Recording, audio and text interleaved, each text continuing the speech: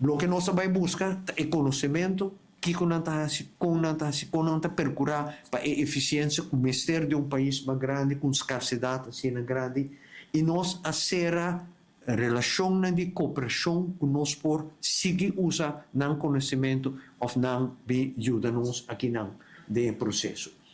A essência está para nós, departamento, nós como governo, tem mais vista de que é possibilidade para solucionar o problema que nós temos. Nós não temos tempo para seguir no estilo de coachbola de promeia, nós estamos por um coisa e o axi está pega. Não temos tempo para isso.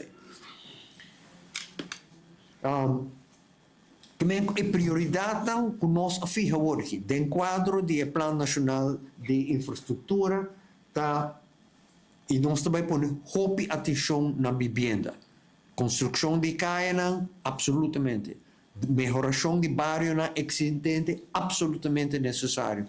Nós temos que correr de bairro e nós temos quanto casa queda baixo e cai em decadência. Quanto caminho falta luz não quebrar. Quanto caminho nós também caminho tem década na parte que não há mantenção. Sim, papo ainda de limpeza, que também, o presidente Turja, o também outro bairro, e também vai contar botinho que vai fazer algo mais na limpeza de tal e tal bairro.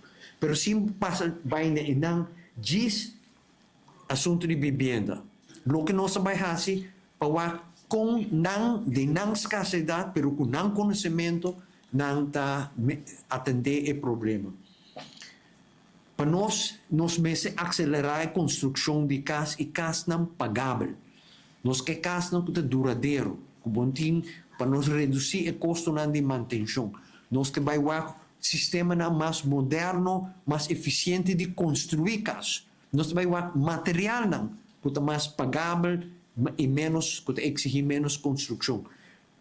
Nós também buscamos outra forma para financiar casas. Nós também usamos o terreno de governo, nós reduzir o custo, para todo o fator aqui junto, nos barra o custo de construção de casas. Isso é um exemplo.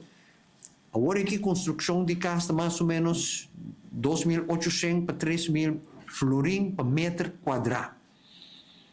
Se o renda decidir de tirar um casa de 100 metros, com nota grande, em vez de 300.000 florins para construir sua casa.